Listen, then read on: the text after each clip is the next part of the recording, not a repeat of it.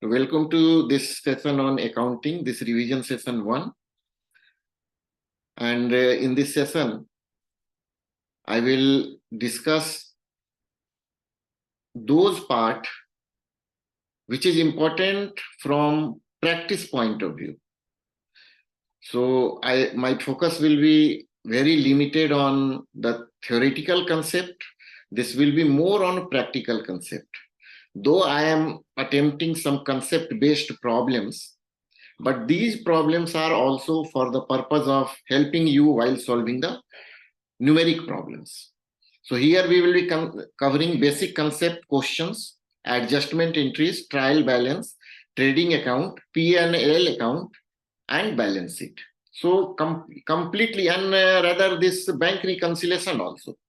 So completely accounting part I will be covering here. So let's start this. This is just for recap. What accounting is and what is its process. Accounting is identifying, recording, classifying, summarizing financial transaction for the purpose of making decision. So ultimate purpose is making decision, and this total activity is carried out with the help of certain books of records. These are day books, journals, ledger, trial balance, and financial statement. Financial statement consists of 3 accounts: profit and loss account, which is also called income and expenditure account for a non-profit organization.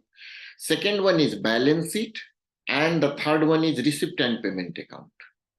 This receipt and payment account and profit and loss account both are period accounts. So these are prepared for a fixed period, for a year, or maybe better to call it for accounting period, because accounting period is to be defined by the company laws and is to be disclosed in the company policy. This may tally with the accounting year or not, जैसा कि वो select करेंगे. So ये accounting period के लिए होता है, accounting year के लिए होता है, but the balance sheet is the statement which is for the purpose of indicating the financial health of the organization on a particular date.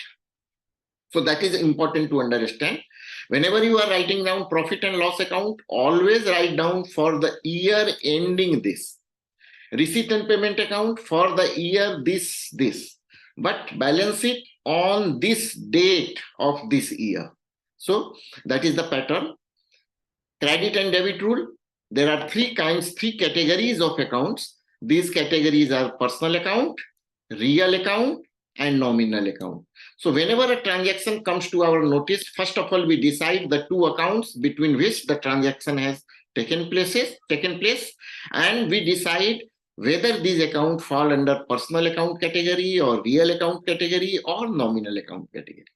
And after that, using this rule, we decide whether we have to credit the account or have to debit the account. Trading account. Trading account is prepared for the purpose of finding out the gross profit. What we take in the trading account is the total sale means the revenue from main activity of the organization, and we deduct from this what we call direct cost. Direct cost का क्या मतलब होता है? Direct cost का मतलब है कि वो cost जो मटेरियल के साथ आइडेंटिफाई हो सके. जैसे मैं कहूं कि अकाउंटिंग स्टाफ की salary, this can not be identified with the material cost. लेकिन मैं कहूं कि cost of plastic used in preparation of a toy, तो ये क्लियरली आइडेंटिफाई हो सकता है कि कितना प्लास्टिक यूज हुआ है. Similarly labour cost, how much time the labor have devoted in preparing the toy. So these are direct cost. And indirect cost like lighting cost, housing cost, these are indirect cost. So in trading account, we consider direct cost also, and this direct cost only, and this direct cost consists of purchase of material, wage, and This is freight cost, carries inward, carries outward, loading, uploading, this kind of cost only. So just see, these are direct cost. Next, profit and loss account. This starts with gross profit and loss. And this gross profit and loss is calculated with the help of trading account. So once this account have been prepared, its balance is transferred to profit and loss account, and from here the further calculation starts. Profit and loss account records all kind of revenue expenditure. Revenue expenditure are those expenditure which has taken place either in reality or in accrual concept.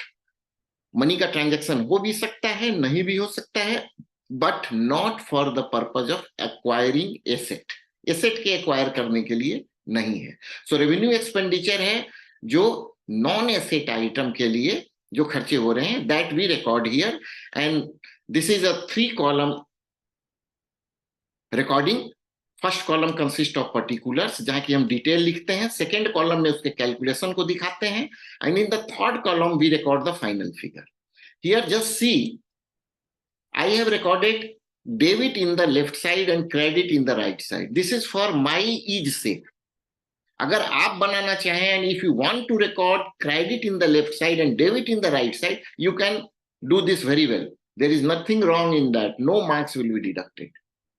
कोई international system as such नहीं है जो कहता है कि credit को ही left में लिखिए, डेबिट को ही राइट में लिखिए. क्लियरली ये लिखा हुआ होना चाहिए. मैंने चूंकि आज तक सारी अकाउंटिंग डेबिट को राइट में लेफ्ट में लिख के की है, so I am continuing in that pattern. Please bear with me. And what is the reason for that? Really debit means what has gone out from the organization, and really debit basically shows that we have to pay that much amount. So being an accountant, we are conservative and we like to see कि हमारे ऊपर liability क्या है, हमारे खर्चे क्या हुए हैं, rather than seeing कि हमारे पास आया क्या है. So that is the reason why I follow this system. But you are free to select either of the system.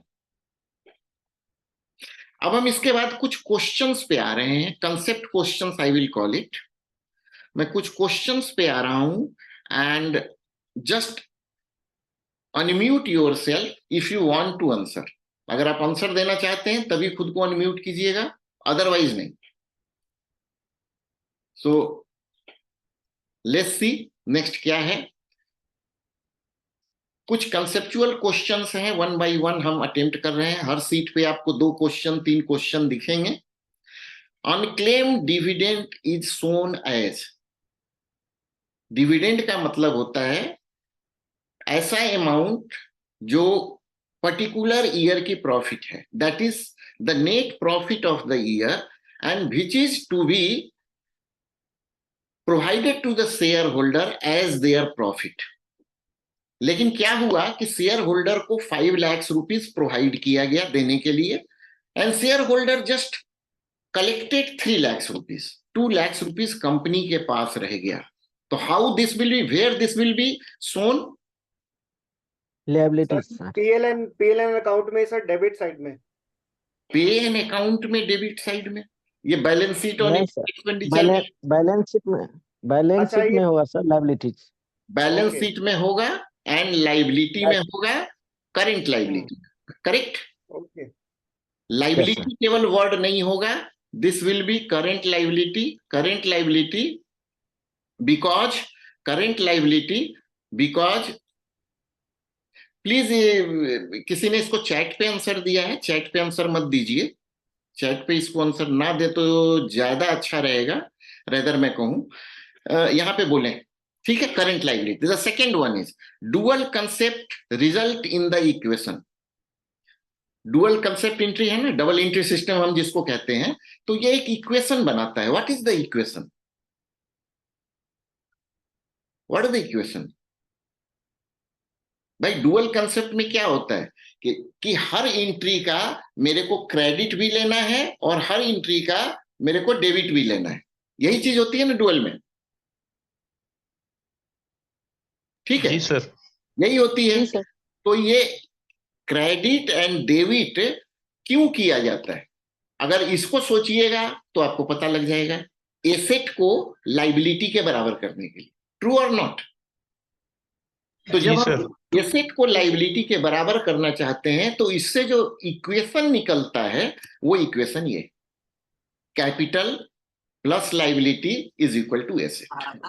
ठीक है, ठीक है। Yes sir. Matching concept mean anybody, matching concept. For every credit, there is a equal debit, and for every debit, there is equal credit. Matching concept net effect zero होना चाहिए sir. हाँ, पूरे ये में नेट इफेक्ट जीरो होना चाहिए। All revenue should be matched with the all expenses like that. Exactly fund and use जो है सोर्स का वो मैच करना चाहिए, कहां से पैसा आया और कहां खर्च हुआ, that should match. And really this matching concept में एक बहुत भारी लिमिटेशन है मैचिंग कंसेप्ट में कि इसके बहुत सारे डेफिनेशंस निकलते हैं। So 3 important points of these are matching concept, this shows source and use of fund, and the second thing is matching concept repeat this also। Matching concept का एक डेरिवेशन ये भी है। सो कहने का मतलब है ये equation, this is not just come from dual concept but this comes from matching concept also, because in matching concept what we do, we equate owner's equity with total or liability with total asset। इन दोनों को हम match कराने की कोशिश करते हैं। Basically this is source of fund, liability is source of fund and asset is always use of fund. So we try to match this with this. So this is the result of matching concept. यहां से आपको धीरे धीरे concept का भी definition मिलेगा और material आप कंसेप्ट में लिख सके, अगर क्वेश्चन है तो वो भी मिलेगा। नेक्स्ट या क्रिएटिंग प्रोविजन। कहीं भी अगर हम प्रोविजन क्रिएट कर रहे हैं तो creating provision, just a second, या हाँ, फॉर क्रिएटिंग प्रोविजन एंट्री कैसे पास करते हैं? डेबिट साइड P&L अकाउंट और बैलेंस शीट में लायबिलिटी साइड। हाँ, डेबिट साइड एकदम करेक्ट है। देखिए, debit profit and loss account and credit provision account. Please bear with me, in I am coming in a second please.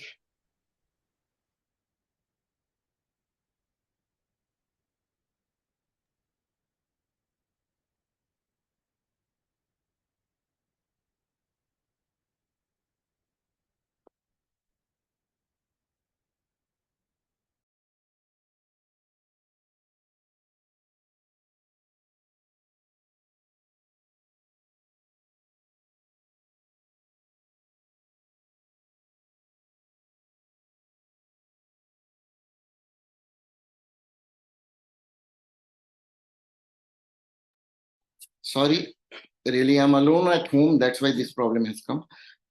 For depreciation के लिए entry कैसे पास होती है? Anybody? पीएल एंड में sir Debited from P&L account और balance और sheet में से माइनस करेंगे सर। एसेट में से भी उसको डिक्रीज करते हैं। एसेट में से डिक्रीज करते हैं, ट्रू। सन्डी डेटर्स में से। इसकी ट्रू एंट्री Sunday है debtors profit and loss account में debit debit profit and loss नहीं, account oh sorry, and credit provision account, provision for depreciation in the balance sheet. ठीक है, ठीक है। एसेट में से माइनस करते हैं is not the correct answer.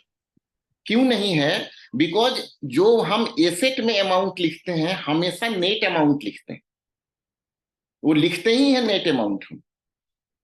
सो इसको इंटरनल कैलकुलेशन को हम नहीं दिखाएंगे, बैलेंस शीट में दिखता, ये आपसे पूछ रहा है कि बैलेंस शीट में दिखेगा कैसे, या इनकम एंड एक्सपेंडिचर में दिखेगा कैसे, प्रॉफिट एंड लॉस में दिखेगा कैसे। So this is the correct answer. In a contract for sale there is uncertainty related to collection of an amount. This is shown as debit side of PL account. नहीं, इसको कहते क्या है? सबसे पहले बताइए, इसको कहते क्या है? Sir doubtful debts. Doubtful debt. Debt sir, doubtful debt. Bad debt. और जब डाउटफुल डेट हमें श्योर हो जाए कि हमें नहीं मिलेगा तो फिर क्या करते हैं? Bad debt. Bad debt हो जाएगा सर P&L में दिखाएंगे Bad सर, वहां पे उधर डेबिट साइड में। P&L में डेबिट साइड में उसको दिखाएंगे। देखिए bad sir. Debt, this is known as bad debt and is realized as revenue only when the amount is received। ठीक है, यहाँ एक वर्ड है realized, यहाँ एक वर्ड है realized which I would like to explain to you कि ये realize क्या है। देखिएगा, दो चीजें होती हैं अकाउंटिंग में। रियलाइजेशन का मतलब होता है कि जो अमाउंट कहा जा रहा है उसको अकाउंट में लिखेंगे कब। रियलाइजेशन का मतलब है ये नहीं कि हमारी नॉलेज में कब आएगा। Realisation always mean when we will record this in the account. So we will receive किसी भी बैड डेट को, बैड डेट जब तक मिलना ना श्योर हो जाए, मिल ना जाए, तब तक हम उसको रियलाइज नहीं करेंगे, बैंक अपने अकाउंट में नहीं लिखेंगे, एक्रूवल में नहीं कंसीडर करेंगे उसको बैड डेट को। ठीक है, अच्छा, व्हेन एकदम श्योर हो जाए कि ये रियलाइज नहीं होगा, then this is written off as loss. ठीक है, लॉस को जब लॉस के रूप में रिटेन ऑफ करेंगे तो this will debit to the profit and loss account and ultimately this will be charge to the capital account. क्योंकि इस साल की प्रॉफिट घट जाएगी, सो अल्टीमेटली कैपिटल अकाउंट जो है ऑटोमेटिकली माइनस हो जाएगा। मेरे को कुछ करना नहीं, सिंपली यहां करेंगे दूसरी एंट्री की। ये नहीं है यहां अपने आप बैड डेट उतने से घट जाएगा। 5,000 रुपीज मुझे राइट ऑफ करना है, bad debt will be debited bye 5,000 rupees and bad debt घटने के बाद यहाँ डेबिट हो जाएगा हमारा profit and loss account and accordingly this will be adjusted. ठीक है, रिपेयर ऑफ बिल्डिंग एक बहुत अच्छा एग्जांपल है। Repair of building charge to building account is an example of. देखिए, कई तरह के एरर्स होते हैं अकाउंटिंग में। अकाउंट बनाते समय a number of errors are there. मेरा पर्पज जस्ट आपको इंडिकेट करना है उन एरर्स के बारे में। देखिए, एक एरर होता है एरर ऑफ ओमिशन। मैंने कोई एंट्री की ही नहीं। ठीक है, जब मैंने कोई एंट्री नहीं की, क्रेडिट भी नहीं किया, डेबिट भी नहीं किया, तो मेरा हर जगह टैली होता चला जाए। एक ट्रांजैक्शन में रिकॉर्ड ही ना करो, टैली होता चला जाएगा और वो balance sheet and income expenditure में कहीं डिटेक्ट नहीं होगा। बिकॉज टैली है, ट्रायल बैलेंस टैलीड है, प्रॉफिट लॉस टैली है, रिसीट पेमेंट टैली, बिकॉज छूट गया है। तो उसको कहते हैं एरर ऑफ ओमिशन। अब आप कहिएगा sir error of omission detect कैसे होता है? तो एरर ऑफ ओमिशन हमेशा डिटेक्ट होता है बैंक रिकंसिलिएशन से। जब आप अपने अकाउंट से वहां पे टैली कराते हैं और वो बैलेंस बैंक अकाउंट जब आपके पास अपने कैशबुक से टैली हो गया और वो बैलेंस जब नहीं दिखता है आपको अपने आपके रिसीट एंड पेमेंट अकाउंट में या बैलेंस इन बैंक में, तब डाउट जाता है कहीं ना कहीं गलती है। सो ये सिस्टम बहुत ही परफेक्टली डिजाइंड है, वो होता है एरर ऑफ ओमिशन। लेकिन हमको लिखना कहीं चाहिए था here what is the meaning repair of building. This should be written as repair and maintenance, but this has been written in capital account, building account. So there is a conceptual error, and this conceptual error is called error of principle. ठीक है, सो ये ध्यान में रखिएगा। और भी तरह के एरर हैं, मैंने आपको दो तरह का एरर एक्सप्लेन कर लिया, error of omission and error of principle. ठीक है, जो बहुत इंपॉर्टेंट है, बहुत इंपॉर्टेंट है। एक गलत recording, one is because of wrong treatment of the expenditure and another one is because you are omitting the total entry. Next,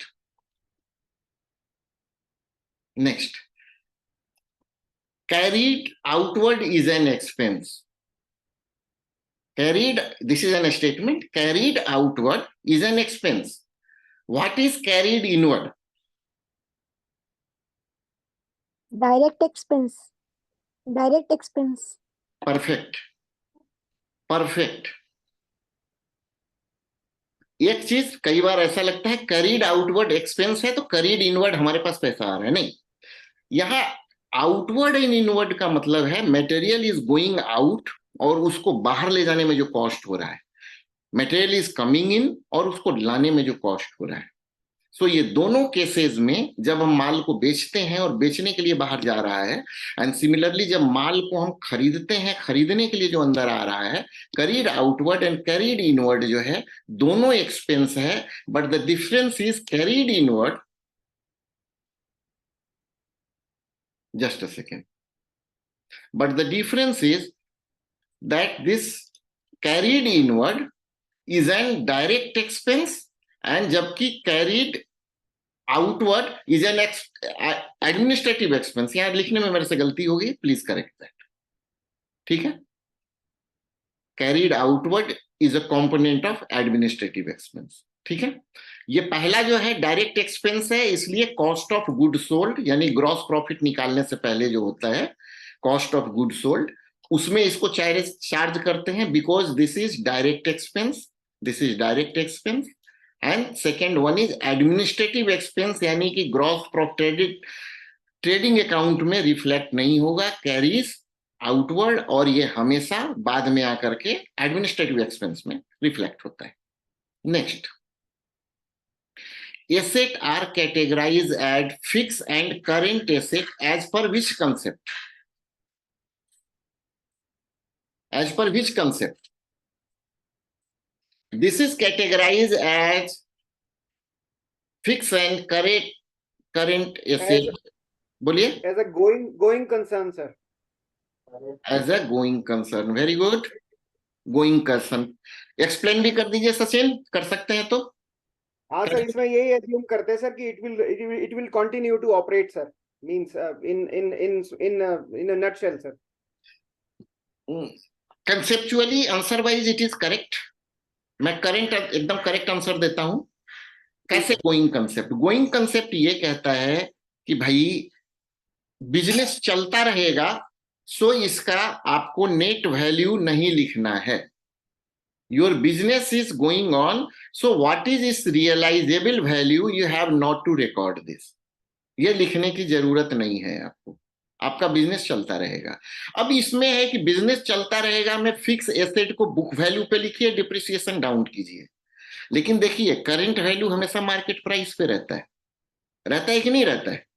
current value जो, क्योंकि एक साल का प्राइस है वो एकदम करंट प्राइस है, मार्केट प्राइस का मतलब रियलाइजेबल वैल्यू है। लेकिन फिक्स एसेट जो है वो हमेशा पास्ट के ये पे होता है, so that is based on going concern concept. Next is for a trading company, गौर कीजिएगा, ट्रेडिंग कंपनी मतलब मैन्युफैक्चरिंग नहीं है, वो माल खरीद रही है और माल बेच रही है, केवल दो ही काम कर रही है, कोई लेबर एंड वेज नहीं है उसके पास। For a trading company, opening stock plus purchase minus closing stock is equal to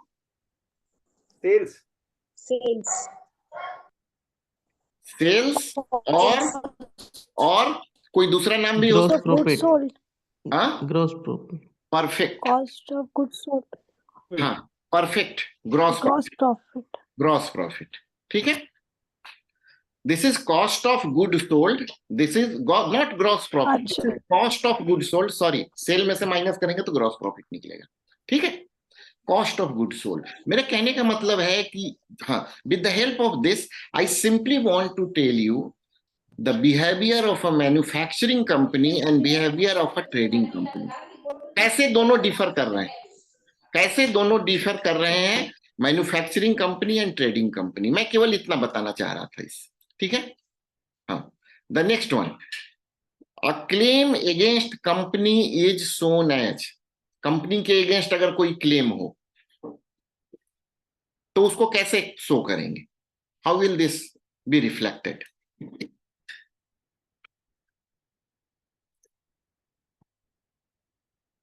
देखिए यहां पे मैं कह रहा हूं क्लेम, अमाउंट नहीं कह रहा हूं मैं। किसी ने क्लेम किया है आप पे, आपने समझिएगा डिफरेंस, समझिएगा, माइन्यूट वर्ड है। किसी ने आप पे क्लेम किया है, आपने उसको रिकॉर्ड नहीं किया है, रियलाइज नहीं किया है।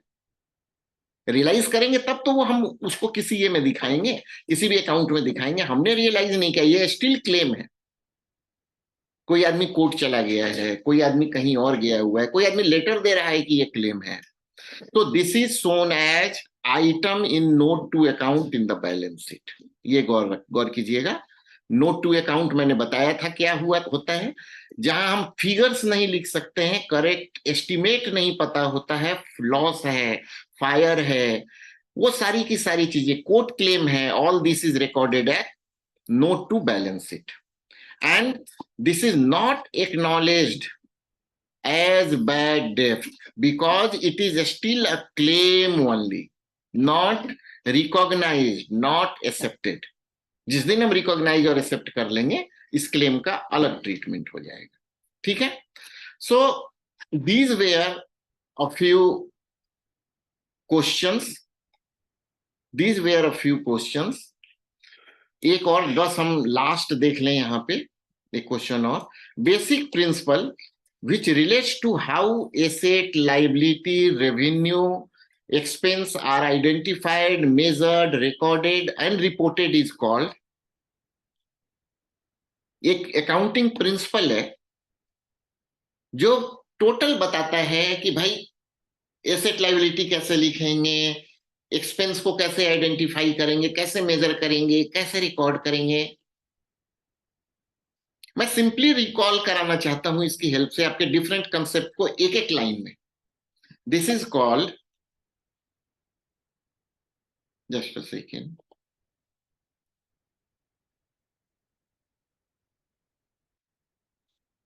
Full disclosure principle. Full disclosure principle क्या कहता है कि disclose all material information, and देख लीजिए ये सारे material information, these all are material information, so this is to be disclosed in full disclosure principle. full disclosure principle आए तो आपको सिंपली इतना लिख देना है, that is the concept.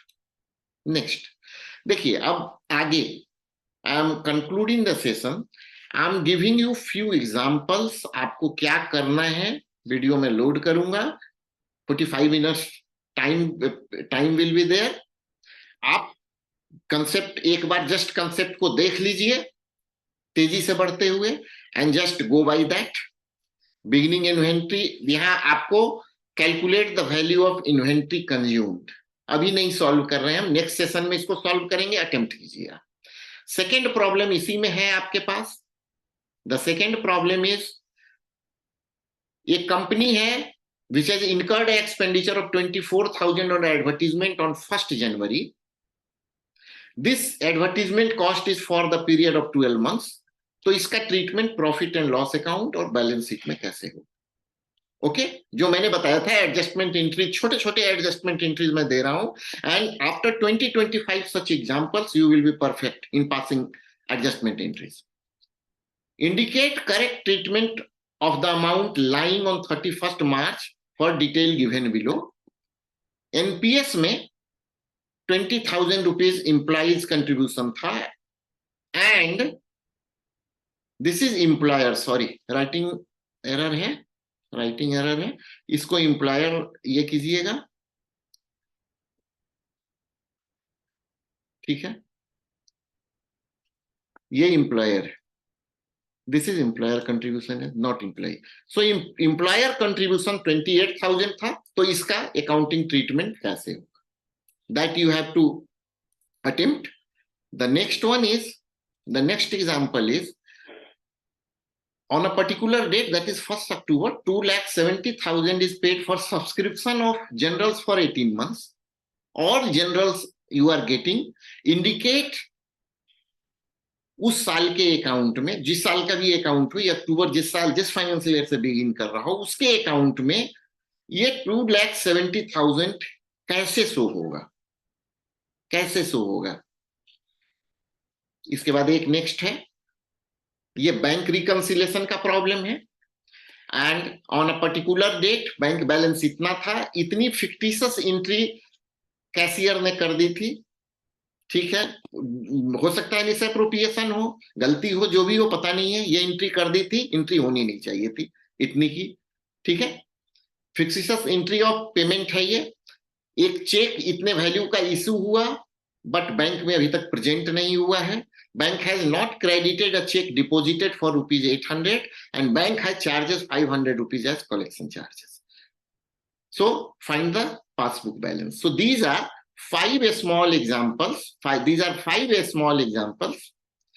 So ये just 5 examples आप attempt कीजिए. I am loading, and after that we will see कि कैसे हम इसको solve करेंगे. That's fine. Thank you very much.